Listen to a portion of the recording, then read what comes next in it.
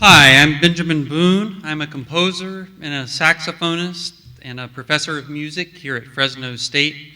And I was asked to close out this program by speaking just a little bit about my collaboration with Phil and by playing a couple of tracks from our collaboration so that the end of this will be Phil's voice and Phil's words. All of you know what a fabulous jazz fan he was. He was a walking encyclopedia of personal stories about various people. And when he told me who some of his teachers were at high school and who some of his classmates were, like Kenny Burrell, it just blew me away. So let me start by saying that I'm actually at Fresno State because of Philip Levine. When I saw the job listing, you can probably tell from my accent, I was sitting in a cafe in Knoxville, Tennessee, with a writer friend, Danny Foltz-Gray. I casually asked Danny if he knew anything about Cal State Fresno, and he got really excited. He said, "Wow, this is where my all-time favorite poet Phil Levine teaches, so it's got to be a great place. You got to check this place out." And so I did, and here I am, right? What Danny didn't tell me is that Philip had retired, and so I wouldn't see him. And I should note that Danny's wife actually is an identical twin, and there was a famous news report where her sister was murdered at an abortion clinic in Boston. And Dorothy received a book from Phil signed to another identical twin. So I thought I'd share that with you. Anyway, over the course of the last few years, I had the honor of collaborating with Phil, melding his poetry with music, and it's been one of the highlights of my creative life. It started with a fundraiser for Fresno Filmworks, which Dixie did, and it went really, really, really well. In fact, it was really magical in spite of the fact, or maybe because of the fact, that Philip didn't show up for the rehearsal. In fact, the program started without Phil, and we were running around. Do you remember? We didn't know whether to change the order or anything. So I was backstage trying to do deep breathing exercises. But I learned that this was part of Phil's pedagogical approach, at least with me, to trust that things are going to work out. He actually said once to me when I get a little bit anxious. I'm a free improviser, but I like to at least know when I'm going to go on stage. And he actually said once when I said, "Well, great, you're going to do this concert and we've decided these poems. Let's run through it once with the band. What do you think?" And he said, "What could go wrong?"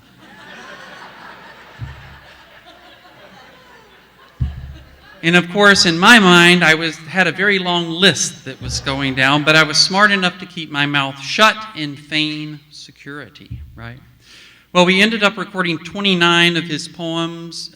You've mentioned several of them, including the Soloing and They Feed They Lion and Clifford. I can't remember the other ones you've mentioned. And a few of them you might not even know about because he never had read them in public. He said that they needed music. So, and I think a couple that maybe now have been published but weren't before.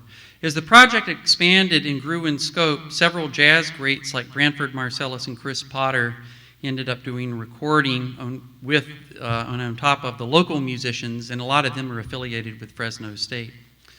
Phil's reading was so musical, his timing was so precise, and his voice so meshed with the music that we rarely had to do more than one take. It was almost like he was a member of the band. As we musicians say, he had really big ears. And I've heard some of you say that in another way but he not only loved jazz, he really was, when he was with us, as you'll hear, I hope, he really was a jazz musician, not just a jazz fan.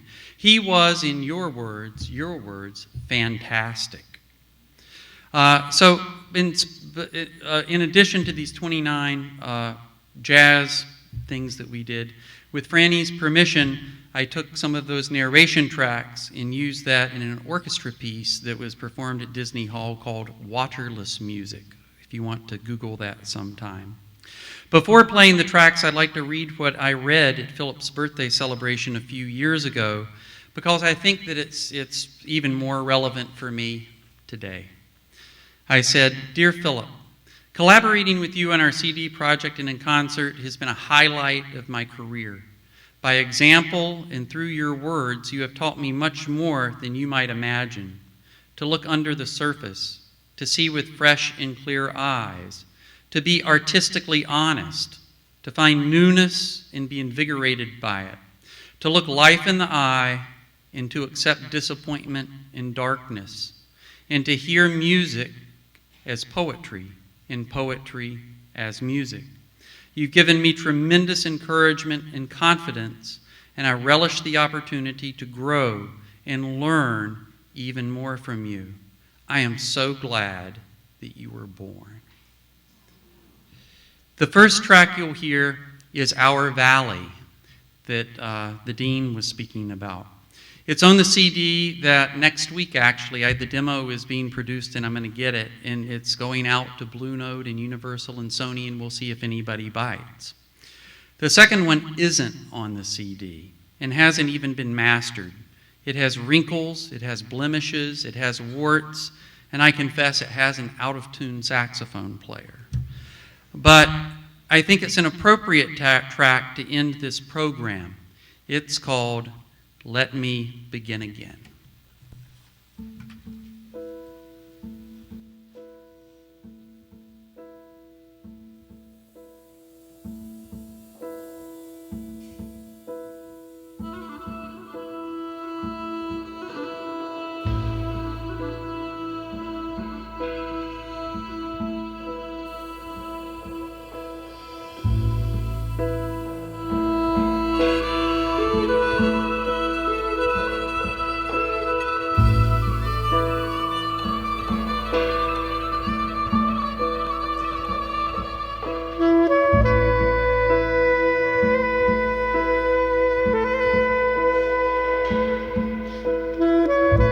Our valley.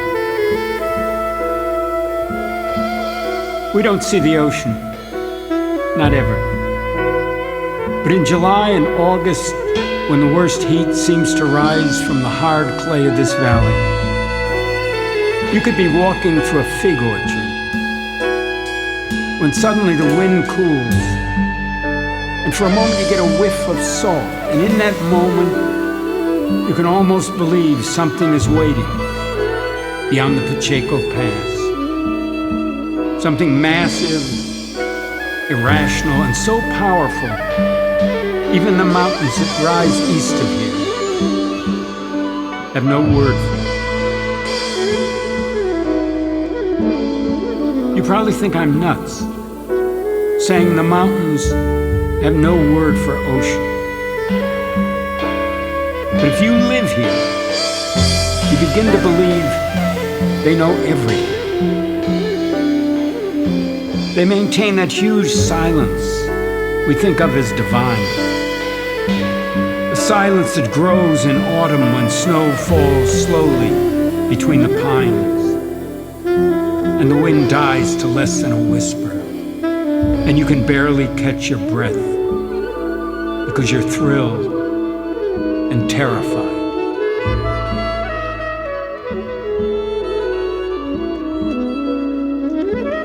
You have to remember, this isn't your land. It belongs to no one, like the sea you once lived beside and thought was yours. Remember the small boats that bobbed out as the waves rode in, and the men who carved a living from it, only to find themselves carved down to nothing. Now you say this is home. So go ahead, worship the mountains as they dissolve in dust. Wait on the wind, catch a scent of salt.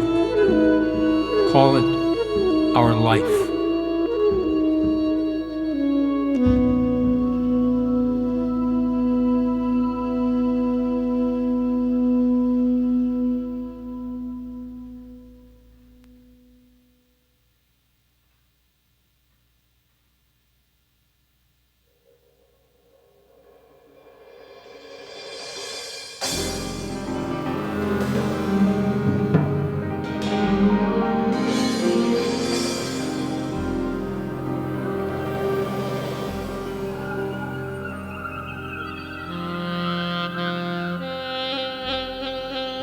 Let me begin again.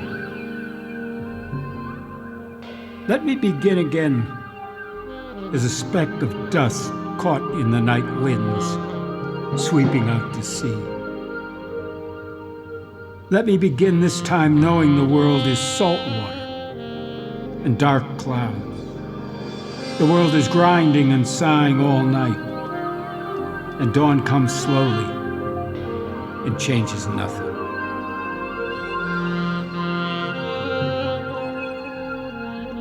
Let me go back to land after a lifetime of going nowhere.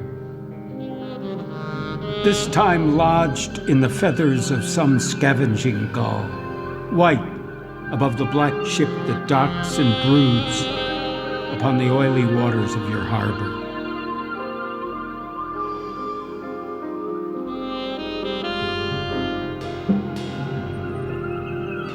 This leaking freighter has brought a hold full of hay forks from Spain, great Jeroboams of dark Algerian wine, and quill pens that can't write English. The sailors have stumbled off toward the bars or the bright houses. The captain closes his log and falls asleep. 1:10:28. Tonight I shall enter my life after being at sea for ages, quietly, in a hospital named for an automobile. The one child of millions of children was flown alone by the stars above the black wastes of moonless waters that stretch forever,